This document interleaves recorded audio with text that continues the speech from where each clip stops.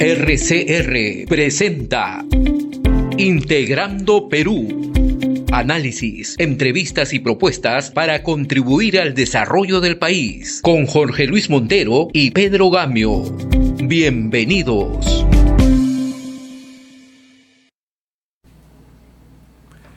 Hola amigos, bienvenidos a un nuevo programa el día de hoy y abrimos la primera parte de Integrando Perú con la ex ministra del Medio Ambiente, Fabiola Muñoz.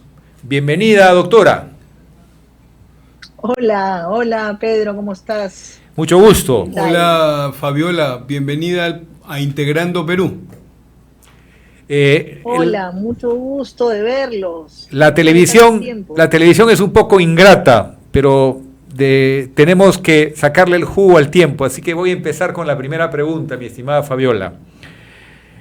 He leído el nivel crítico de la contaminación del aire que respiran los peruanos, los limeños o los provincianos que viven en Ate y Bitarte, en San Juan del Lurigancho, en Santa Anita, que son los distritos con mayor polución en cuanto a calidad del aire.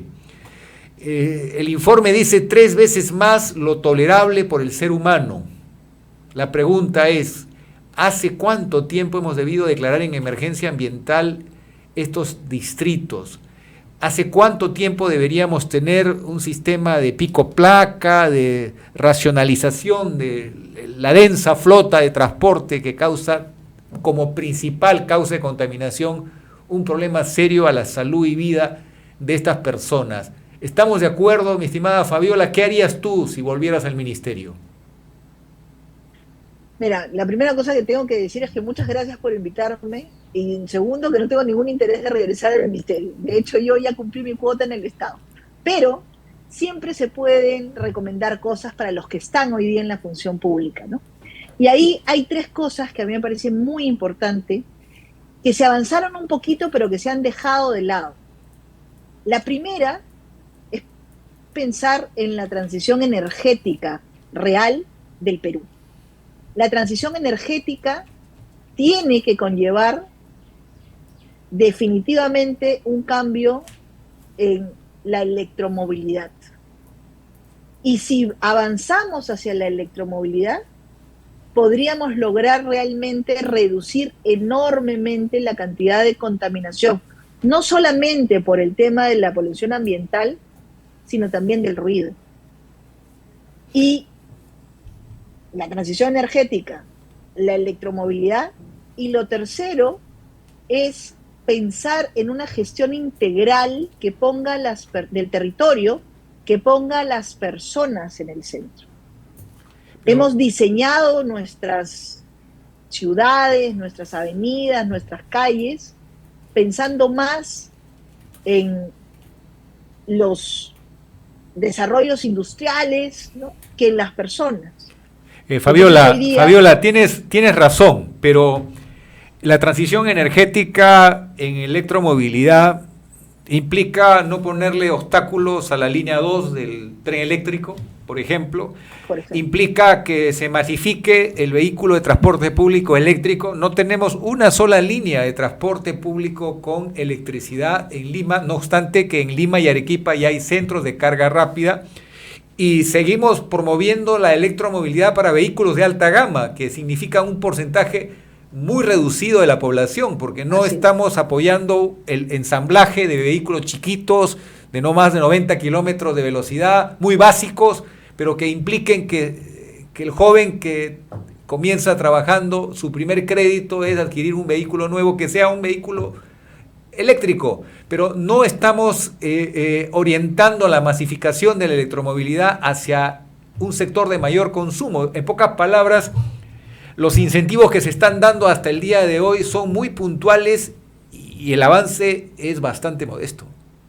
Por eso es que creo que aquí se necesita una mirada integral del Estado. No es solamente una responsabilidad de ministerios como el Ministerio del Ambiente, que en su momento avanzó, por ejemplo, en el bono de chatarreo con el Ministerio de Transportes y Comunicaciones, que es algo que también se ha dejado de lado, Se requiere que, por ejemplo, ministerios como el Ministerio de la Producción entiendan la oportunidad extraordinaria que podrían desarrollar, o ministerios como el de Transportes se comprometan realmente con repensar el sistema e impulsar el tema de la movilidad eléctrica y, por supuesto, el Ministerio de Energía y Minas, ¿no?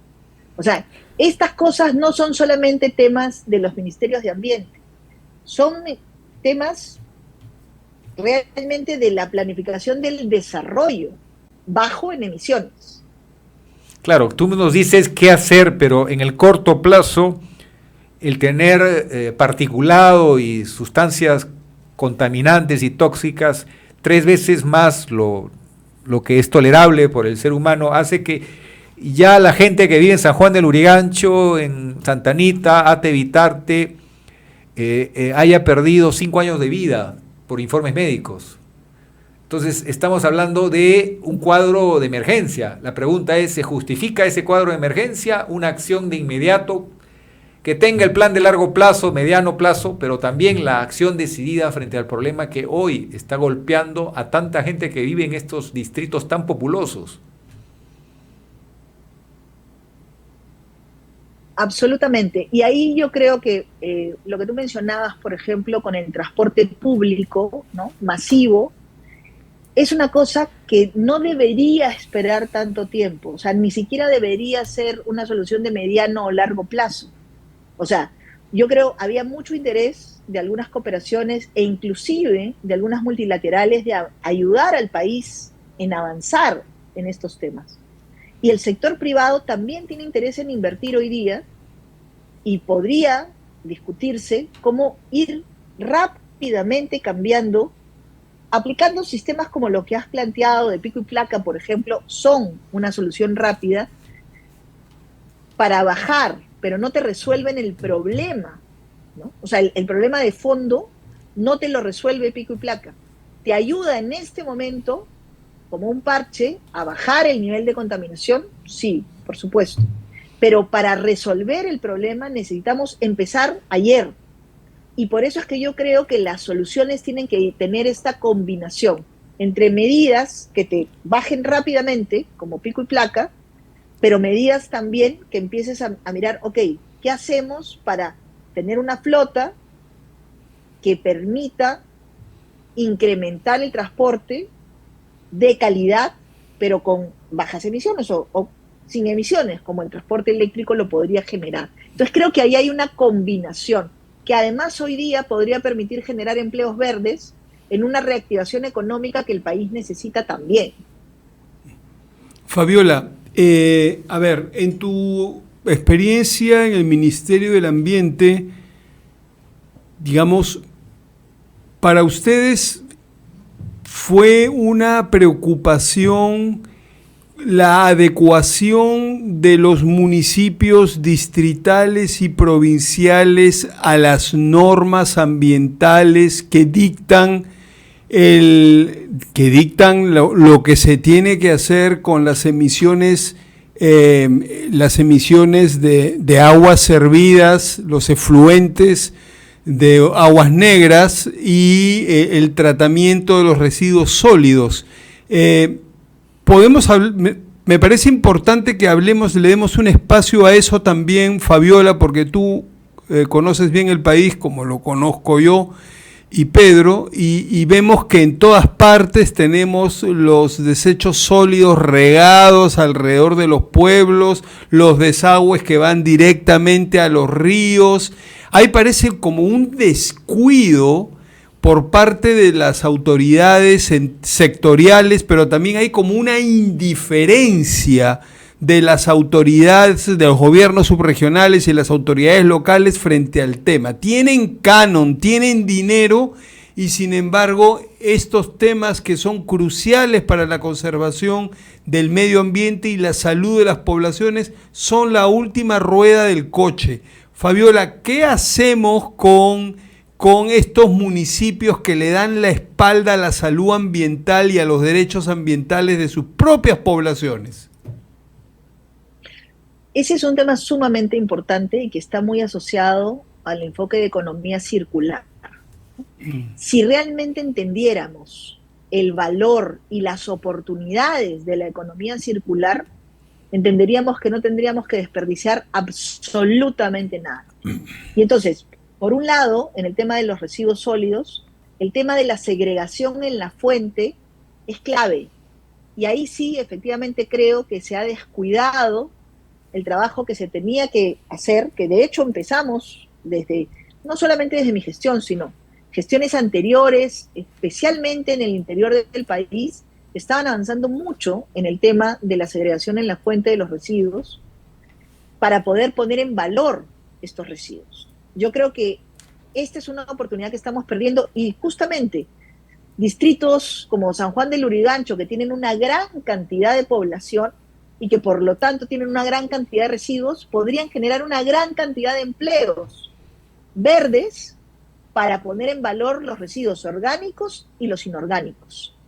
Y por el otro lado, todo el tema de aguas residuales, todavía en el país no estamos sintiendo, ¿no?, en la ciudad lo que es quedarte sin agua, como sí lo están sintiendo otras ciudades y lo sienten todavía millones de familias en las zonas periféricas de Lima, por ejemplo.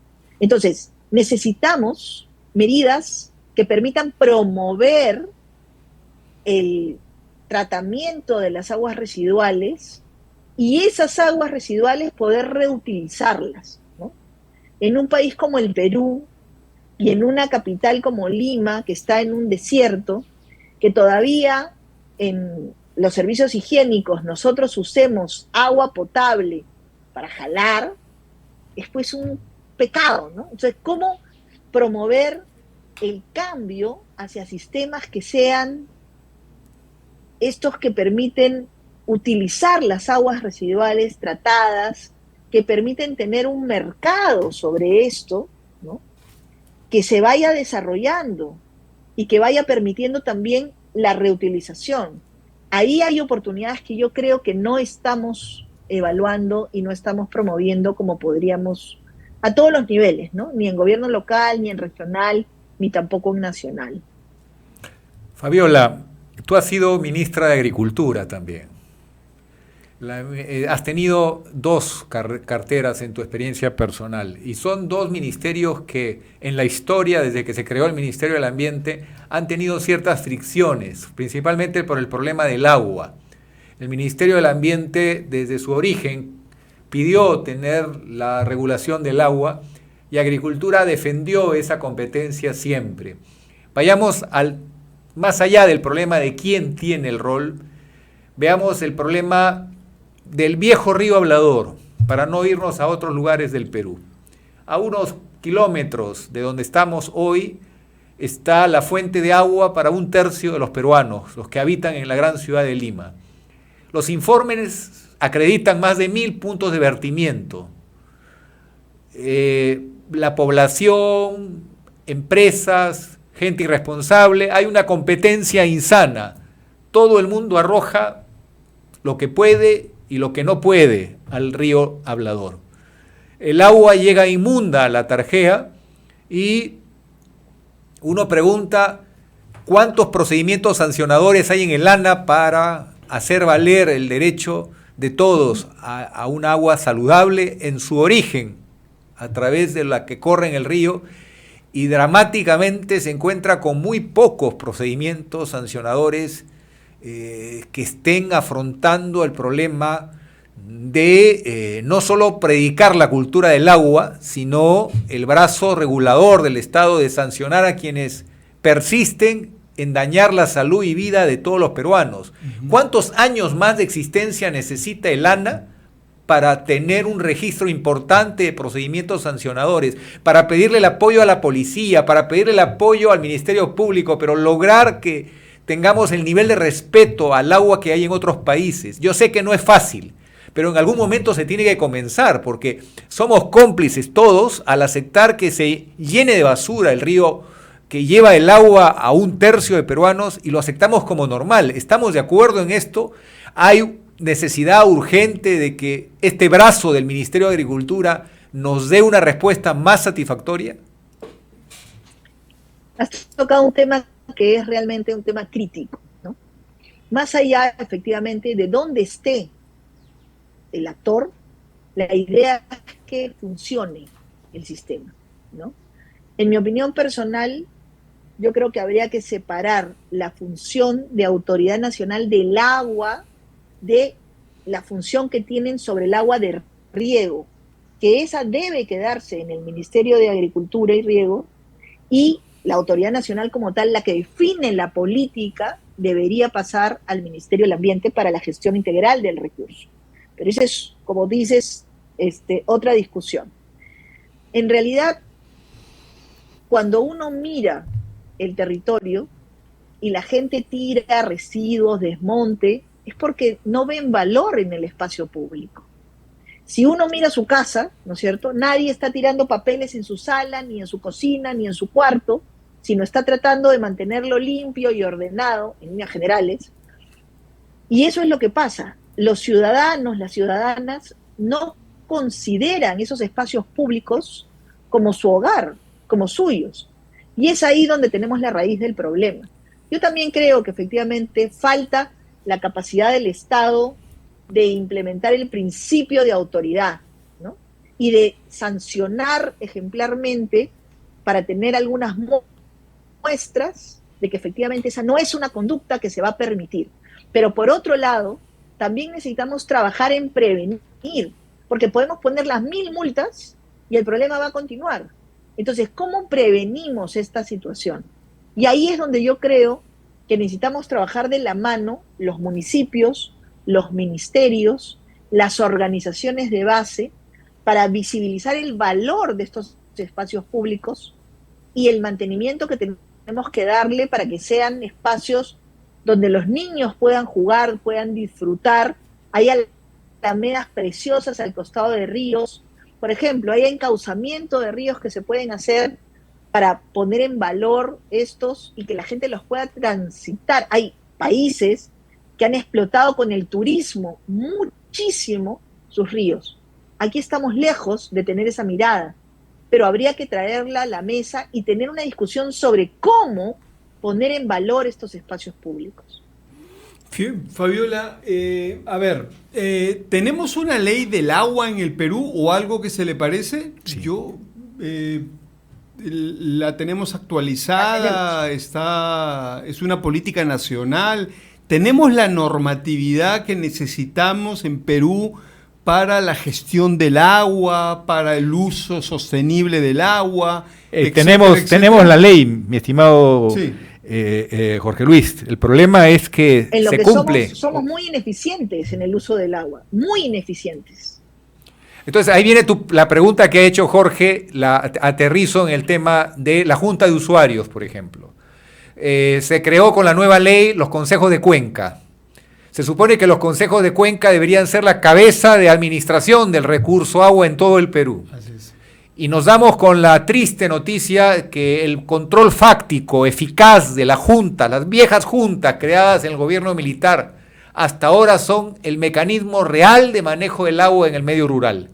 Los consejos de cuenca no han sido más que espacios de reunión y coordinación, pero no tienen control efectivo de la disponibilidad del agua en muchos valles del Perú, al extremo de que he leído informes que hay juntas de usuarios que entregan el agua en primer lugar a aquel que riega por inundación y en último lugar el que riega de forma tecnificada, es decir, el que ahorra agua. El mundo al revés.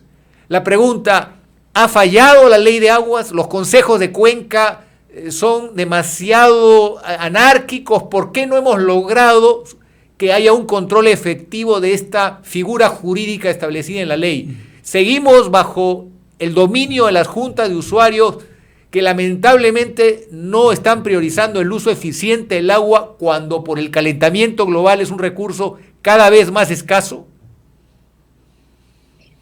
Este es un tema clave, porque efectivamente existe un marco legal que avanzó de lo que teníamos antes y creó estos consejos de cuenca, pero la mayoría no se han implementado y no tienen la capacidad para poner en práctica lo que dice la norma, ¿no? Ahí tenemos un primer problema. Otra vez, la capacidad del Estado para implementar el principio de autoridad. El segundo elemento, efectivamente, parece el mundo al revés, porque premiamos la ineficiencia. Y esto tiene que ver con el concepto de las prácticas tradicionales, que no necesariamente son buenas. Y entonces tenemos que entender que hoy día todos y todas tenemos que sumar en el uso eficiente de los recursos naturales y en un desarrollo bajo en emisiones. Y el agua es crítica. Entonces, lo que habría que implementar ahí es al revés de lo que se está haciendo.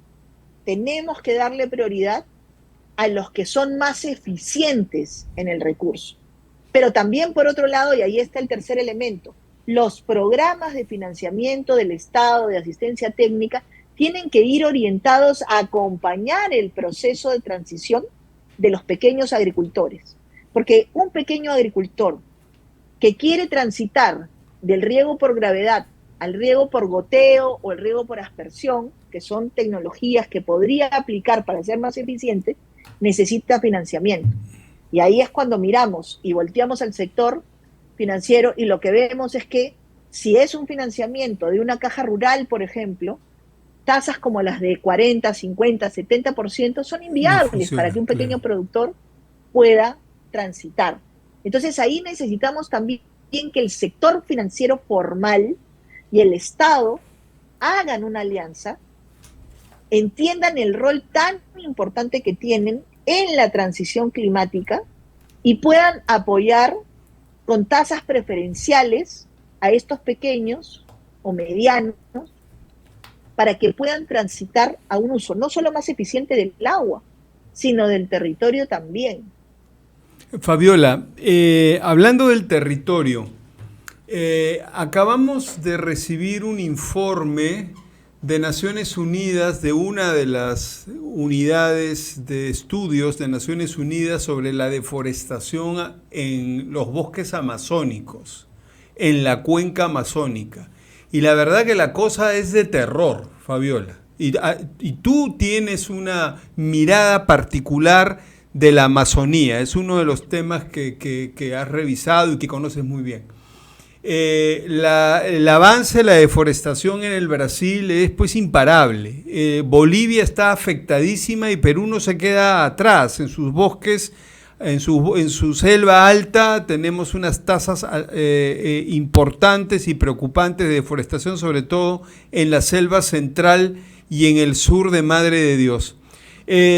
Esto, Fabiola, si no hacemos, pero a ver, para completar la idea, el Perú a pesar de todo sigue siendo un país con los mejores bosques, con los bosques todavía de mejor calidad y son bosques de aguas blancas y son ecotonos donde se encuentran los bosques de altura con los bosques del llano y con las pampas del Jit y tenemos los ecotonos de Madre de Dios, etcétera, etcétera. Bosques muy valiosos.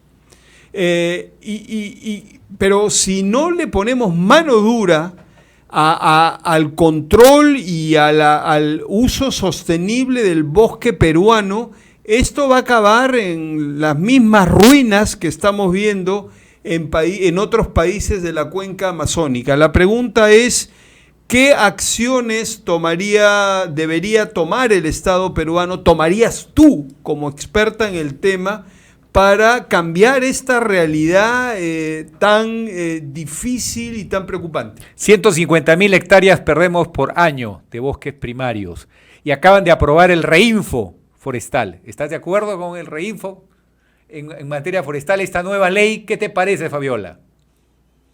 Mira, esta modificación de la ley forestal ha hecho que se dé una polarización muy grande entre los actores. Los que están a favor de la aprobación de la ley y los que están en contra.